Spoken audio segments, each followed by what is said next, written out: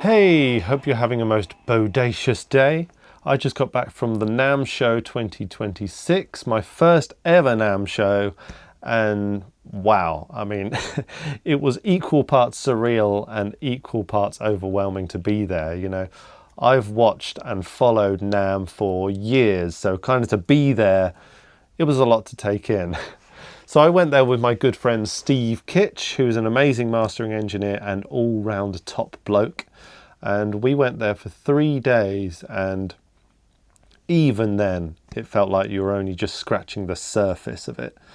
There's so much going on, like amazing seminars, live performances from bands and solo artists, musicians, as well as all the booths, exhibitors and new gear. I mean, gear and people as far as the eye can see. So I think the first big takeaway for me was to have a plan because it is really so overwhelming. You look at the schedule and there's so many great things going on. You have to pick your battles in a way, and also in another way you kind of have to be okay with missing out, because there may be an amazing band on at 2 o'clock, but there may be an amazing seminar on at 2 o'clock, and even then you've got to question, is it better to go to those things, or is it better to be on the floor and socialize and meet people and build those kind of connections? And I think really the biggest takeaway for me is the people.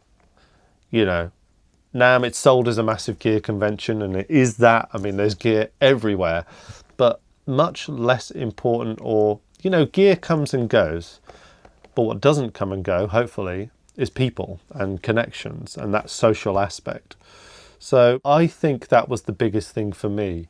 And depending on where you're coming from, depending on your background, it's kind of a rare moment of looking out and just being with thousands of people that get it, that get you, and get why we do the thing that we do, get why we're obsessed with music, why it's all we think about. You know, people who actually understand, a community of people who understand each other and get this mad, crazy obsession.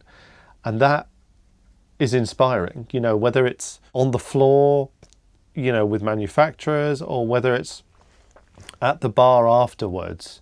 Everyone's got an interesting story to tell, and again, everyone gets it. Everyone understands what we do and why we do it, and has a passion for it. It feels like that camaraderie, that we're in this together, that no matter your level, it feels like deep down we're all the same. We all have a mutual love for music and the craft of it, and that's why we're here, right? So I suppose I should give a shout out to some of those people, some of the manufacturers that stood out to me, and some of the people that we met along the way. Because I also, for the first time, met some of my endorsers, and people, oftentimes you just exchange emails with these people and you get to know them on that basis, but to be able to meet them and talk to them and find out that they're all really nice, amazing people is really heartening. So firstly, Jet Guitars, who made this amazing JS 480, which is in purple, so you know by default it's amazing. Such a nice guy, and we spoke for ages about purple guitars, rightfully so.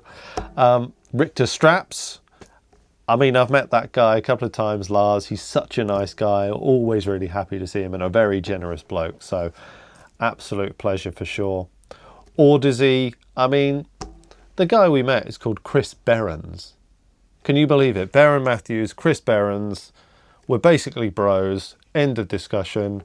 Amazing headphones, amazing name. So yeah, I mean, Steve was absolutely besotted with those headphones, so I dare say he'll probably have already ordered his set of the new Audisy, so check them out. Really good stuff. I was blown away when I heard them on the floor, for sure.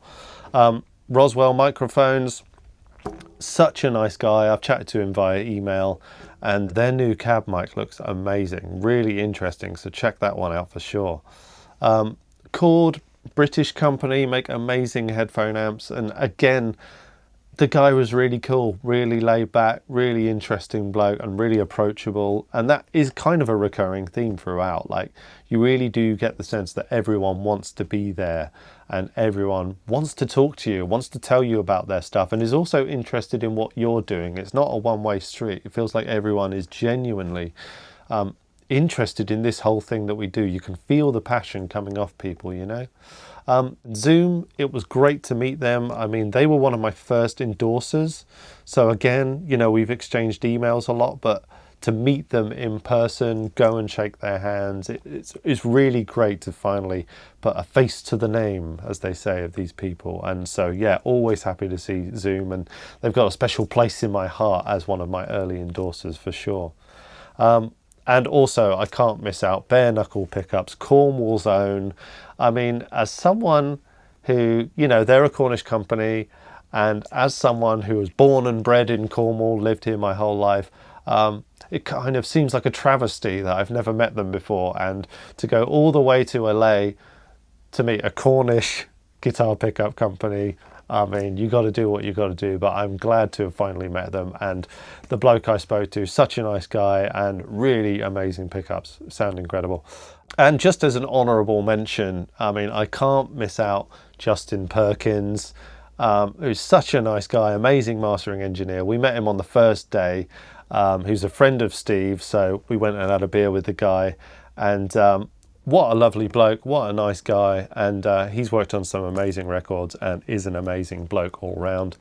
And you never know who you're going to bump into. I mean, we saw Stevie Wonder twice, and you see loads of big dogs walking around, and you know you've got YouTubers there. I mean, we bumped into the guy from the DIY Recording Studio YouTube channel twice, and what a nice guy, hilarious guy, had a laugh with him, but really nice bloke. And that's kind of the key, you know, that social element, talking to people, getting out there. It really feels like you're part of a community. It really feels like you're part of something. And again, like all of those people, whoever you meet, you know, regardless of the level, it is really heartening to just be around people that believe in this thing, that love this thing, that feel the same about this music thing that you do. So, you know, you're at a table and you're having a drink with Matt Boudreau from Working Class Audio, and you're meeting Lyd Shaw from Recording Studio Rockstars, but you're also meeting like brand new engineers who it's their first time at NAMM, or people that go every year without fail. It really feels like a mix of people who just love this craft. And maybe I'm waffling about it too much, but it really feels like the people were the big takeaway from the whole thing, and that is the thing that is going to last. So NAMM Show, I say, go for the gear, stay for the people, right?